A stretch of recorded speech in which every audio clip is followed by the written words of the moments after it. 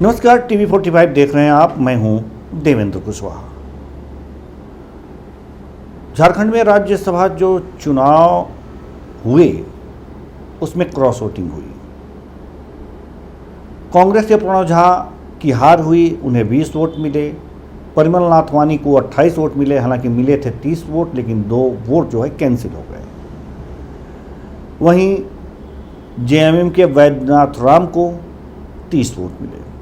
अब सवाल ये है कि आखिर जो कांग्रेस के लोग, गठबंधन के लोग ये दावा कर रहे थे कि हमारे पास 56 वोट हैं और 28-28 वोट एक एक प्रत्याशी को दिए जाएंगे और राज्यसभा के दरवाजे गठबंधन के प्रत्याशियों के लिए खुल जाएंगे, लेकिन ऐसा हुआ नहीं।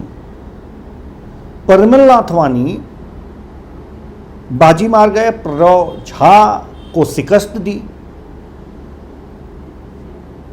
ऐसे में कैसे शिकस्त दी, किस तरह से शिकस्त दी और क्यों शिकस्त खाए, यह सबसे बड़ा सवाल है। इसके पीछे की कहानी हम आपको बताते हैं। आपको पता होगा कि जब परिमल नाथ वानी का पदार्पण हुआ था रांची में, उस समय सबसे पहले परिमल नाथ वानी सीएम हेमंत सोरेन से मुलाकात किए। मुलाकात हुई, क्या बात हुई किसी को पता नहीं। उसके बाद तमाम कैंडिडेट से मिले, तमाम जो वोटर्स हैं उनसे भी मिले, बातचीत हुई। और इस बातचीत में क्या हुई ये किसी के सामने नहीं आया। बीजेपी के राष्ट्रीय अध्यक्ष नितिन नवीन भी रांची पहुंचे, यानी कि झारखंड आए। ऐसा हुआ कि वो एनडीए के जो कैंडिडेट होंगे उनके नाम को सामने लाएंगे, वो बताएंगे कि ये कैंडिडेट होंगे, लेकिन ऐसा कुछ नहीं हुआ। और उनके जाने के बाद परिमल नाथ वानी ने अपना नामांकन किया। नामांकन करने के बाद एनडीए ने उनका पूरा समर्थन कर दिया। एनडीए के पास मात्र 24 वोट। एनडीए ने परिमल नाथ वानी को समर्थन कर दिया। अब परिमल नाथ वानी को 4 वोट और लाने थे, लेकिन वो लेकर के आए 6 वोट। कहां से लेके आए? अब आप देखिए, गठबंधन को वो तोड़े हैं। सीधी सी बात है, गठबंधन को तोड़े हैं। गठबंधन के लोगों को अपनी तरफ मिलाए हैं। कैसे मिलाए ये हम आपको बताते हैं। सीएम हेमंत सोरेन से बात हुई और उसके बाद अब देखिए, वैद्यनाथ राम को 28 वोट न मिल करके 30 वोट मिले।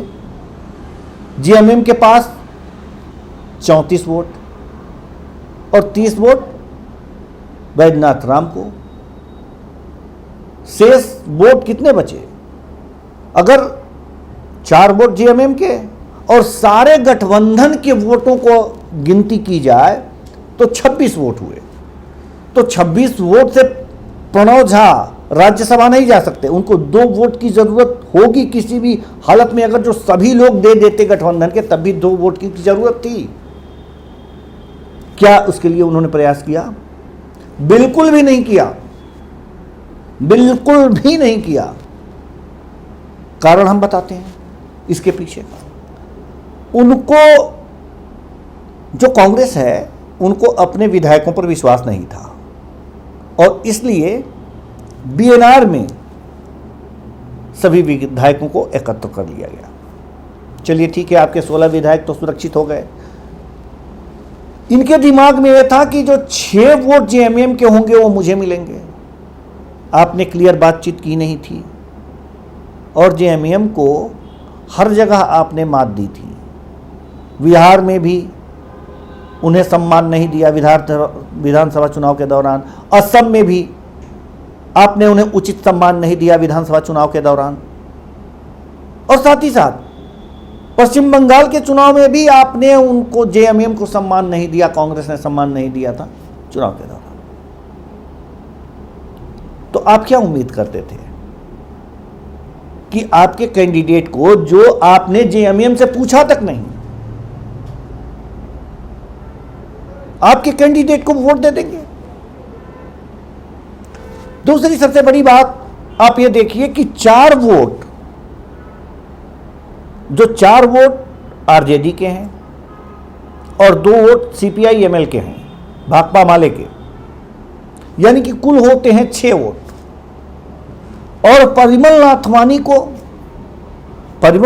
को कितने मिले? 24 के 24 बीजेपी के माफ कीजिएगा, एनडीए के। और ये जो 6 वोट हैं, सीपीआई एमएल के 2, आरजेडी के 4, अगर इसको मान लिया जाए तो किसको मिल गए? 6 वोट अगर जो परिमल नाथवानी को मिल गए, क्योंकि इन पर तो अंकुश ही नहीं था, ये कहाँ है, किससे बातचीत कर रहे हैं।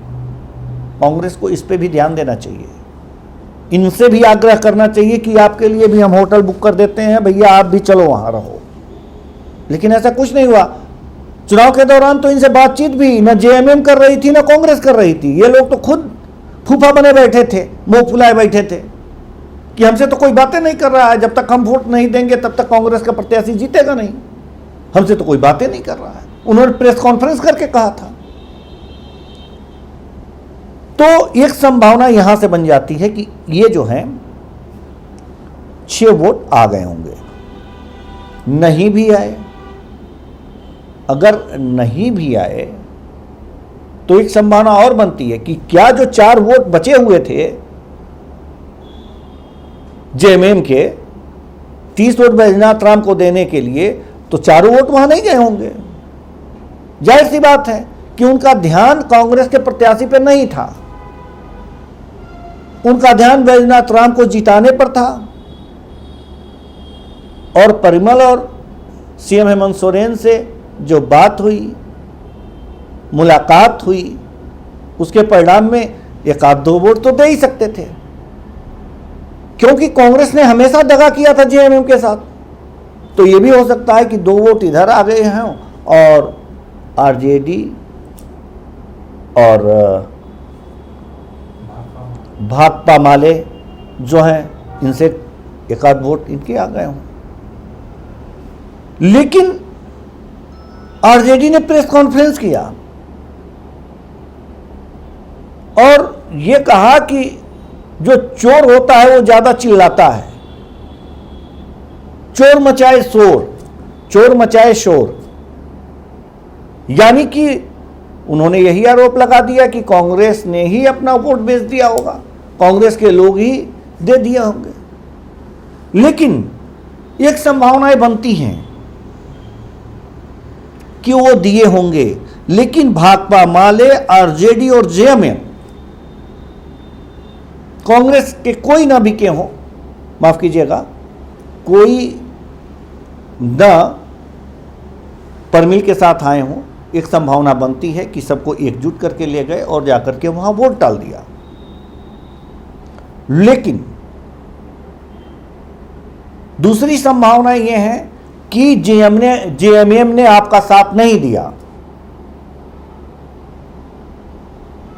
और तीसरी जो बात है वो ये है कि आरजेडी के साथ, यानी कि तेजस्वी के साथ भी आपने कुछ अच्छा बिहार में नहीं किया था,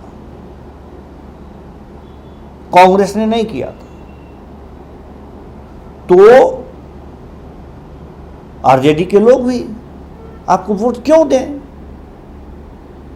और वो तो बीजेपी समर्थित था, एनडीए समर्थित था प्रत्याशी जो परिमल नाथवानी थे, बीजेपी के थे नहीं, एनडीए के थे नहीं, वो तो निर्दलीय थे, तो उनको तो ये दे ही सकते हैं।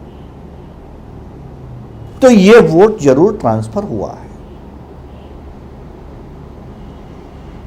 और तब जाकर के ये 6 वोट जो है मिले हैं। और ये जो 6 वोट मिले हैं उससे परिमल नाथवानी के 30 वोट हुए हैं, और ये 30 जिसमें से 2 कैंसिल हुए, और 2 कैंसिल होने के बाद 28 वोट जो मिलने चाहिए दूसरे प्रत्याशी को दूसरी सीट के लिए, वो परिमल नाथवानी पा गए और विजयी घोषित हुए।